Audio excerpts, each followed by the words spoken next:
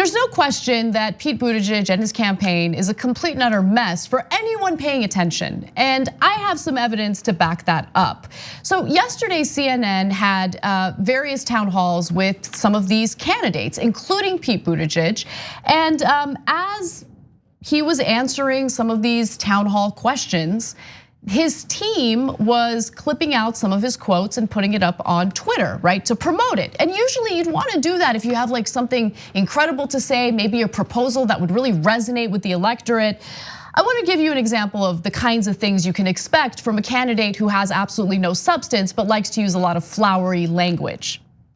The shape of our democracy is the issue that affects every other issue.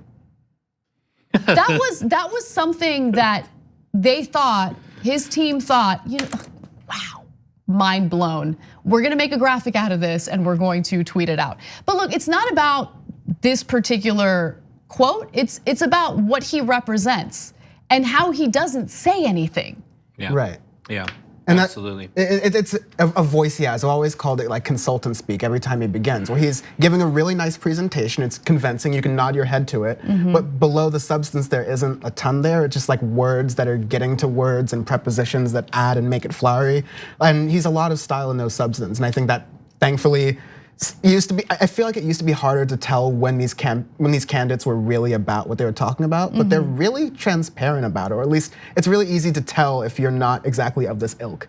Yeah, last night on the CNN town hall, Mayor Pete said, statistically, we run the risk of being the first generation in American history to actually be worse off economically than our parents. Even that, which was the only valid point he made, is actually not a point, because he said we run the risk. You know what? It's not running the risk. It's happening. It's real. This is the first generation in the history of the United States to make less than its parents in the history of this country when you adjust for inflation. About 20% less on average. The working class in this country are not angry white dudes or that only. It's women of color and young people. It's the youngest generation. It's the gig economy, and it's those folks who are going for Bernie. That's exactly right. And one of the other things that stood out to me was that Noam Chomsky wrote about manufacturing consent, right? Yeah. And Pete Buttigieg's whole campaign reminds me a lot of Chomsky's work, because he's manufacturing public support for him as a candidate. And you can see it in some of the clips that they post, which are doctored with all sorts of like nonsense, like a round of applause that actually didn't exist in the original video. So I'll give you an example. This actually went viral recently. The Center for Popular Democracy Action tweeted a clip, side-by-side clips actually, showing the CNN town hall as it happened, right? What really happened and how there wasn't like a giant round of applause in the clip. And then they compared it to what the Pete Buttigieg campaign put out, which literally edited in a round of applause. Incredible. It is incredible. It's manufacturing what the audience's reaction or response to him was. So let's take a quick look at that video so you can see it for yourselves. And statistically, we run the risk of being the first generation in American history to actually be worse off economically than our parents if nothing is done to change the trajectory of this economy. To me, that is not just a concern for our generation. It's a concern that calls on us to build an alliance among generations to try to make sure that the future really is better than the past. And you don't get that by promising to turn back the clock. You get that by finding ways to make change work for us before we're all disrupted out of a good livelihood by it. Let me introduce you to Tyler Lentz, who recently. Okay, so I want to make a quick point, because I want to make sure our audience is fully aware of everything. Ramesh, who's on our panel regularly, is a surrogate for Bernie Sanders, but we're open and honest about who we support. I endorse Bernie Sanders on this show, so I just want to put that out there so you know where we stand. But go ahead, Dan. Yeah, I'm just a Gen Z goon. I don't really endorse anyone. I hate most politicians. But there's two things I have to say about those clips. Yeah. One is that coming from a person who listens to Ben Shapiro's podcast on 2 times the speed, listening to 2 Pete Buttigieg is the most annoying thing I've ever heard. Secondly, I remember when Democrats, there were doctored videos going around of Nancy Pelosi being drunk. There was one of that CNN anchor chopping that woman's hand. Like, Democrats have been saying, watch out for these doctored videos. They're gonna use these against us. Like, watch out the people on the internet, and Pete's doing it. Like, I don't understand why well, I mean, I do understand why they're in this cloud about Pete Buttigieg, just because they're of his class and they see him as like a friend, and so they want to like actually see that he's gonna do well. But every single thing that comes out of him wouldn't fly with most politicians, I don't think. Like, he's so, I mean, maybe you could go into a little bit Ramesh, but he's just very, this kind of stuff, this inauthenticity is why people just have a sense of him and they just don't like him. It's like the same smarminess you get from Ted Cruz. Yeah. Yeah, I mean, what we're realizing with not just with technology like apps, but even that which is produced out of technology is you can't trust either the content also that's produced through technology. I think that people are begging for real authenticity, which is why Senator Sanders is so much more popular than any of the other politicians running, and actually any of the other politicians in this country right now on that level. Right. I also just want to kind of drill into what Pete Buttigieg said. So his way of resolving the problems that face the youngest generation, which he can't state in a clear way, but he kind of dances around, is to build an alliance among generations to try to make sure the future is better than the past. So first of all, that's a cliche machine. Yeah, and what does that mean? Precisely, so let's look at the policies that would actually help the younger generation and whether Pete Buttigieg supports them or not. Medicare for all? Yes, no, no. Medicare for all who want it. Exactly. Because he stole Bernie Sanders' language of Medicare for all, which, as you're getting to, Ramesh, would help a lot of people in a lot of different situations. And he's using it to co-opt it for a less efficient system that'll benefit his donors. Language games, duplicitous. Student debt forgiveness? Absolutely not. And he claims, student debt forgiveness or making public colleges free for everyone would help the billionaires out. You don't want to pay for the education of billionaire families. Now, we've been over this a billion times before, and you want a program that's universal. If billionaires are paying their fair share of taxes and they help to fund public education, public college specifically, then why shouldn't their kids get to take advantage of it? It's not like they're mooching off the system.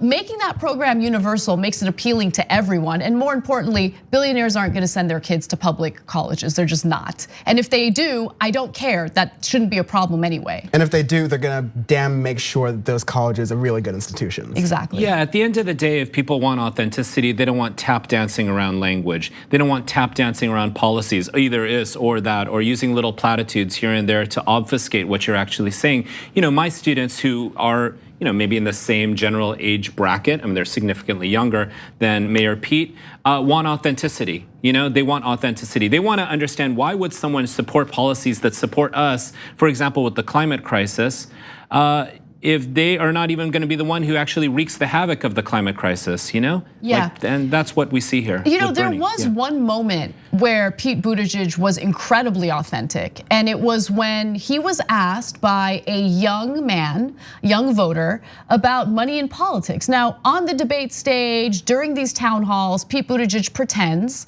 like he's very much concerned about legalized bribery, about corruption in this country. But when push comes to shove, he actually doesn't care at all. I want to go to video G5 because this is his answer to a young individual who wanted to know about whether he would reject money from billionaires.